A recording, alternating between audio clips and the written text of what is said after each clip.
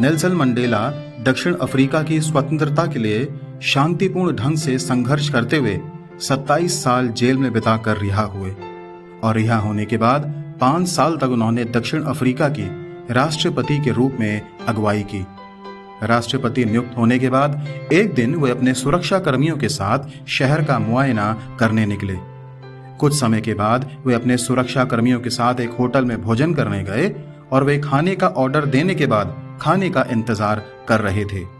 Mandela ने अपने एक सुरक्षा कर्मी को बुलाया और उससे कहा कि सामने की टेबल पर जो व्यक्ति बैठा है उसे यहां मेरे पास ले आओ, और वह आदमी मंडेला के पास लाया गया। इतनी देर में सबका खाना आ गया और उस आदमी का भी खाना आ गया और वह मंडेला के साथ अपना भोजन करने लगा। लेकिन खाना खाते समय उसके हाथ कांप रहे थे और वह भयभीत सा दिख रहा था। जब सब ने अपना खाना खा लिया तब सब चल दिए और वह व्यक्ति भी चला गया। भोजन करने के बाद एक सुरक्षा कर्मी ने मंडेला से पूछा, सर आपने ध्यान दिया उस आदमी के हाथ खाना खाते समय कितना कांप रहे थे? लगता है उसे कोई बीमारी है। मंडेला ने कहा, उसे कोई बीमारी नहीं है।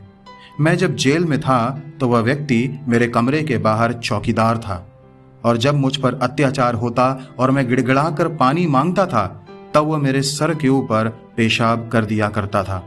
आज जब मैं इस देश का अधिकारी हूं तो वह यही सोच रहा होगा कि मैं भी उस पर अत्याचार करूंगा और इसलिए उसके हाथ कांप रहे थे। लेकिन उसे दंड देने का मेरा कोई इरादा नहीं है, क्योंकि बदले की भावना मनुष्य और देश दोनों ही बर्बाद कर देती है। मित्रों, बाइबल भी क्षमा के विषय में कहती है, यदि किसी को किसी पर दोष देने का कोई कारण हो तो एक दूसरे की सह लो और एक दूसरे के अपराध क्षमा करो।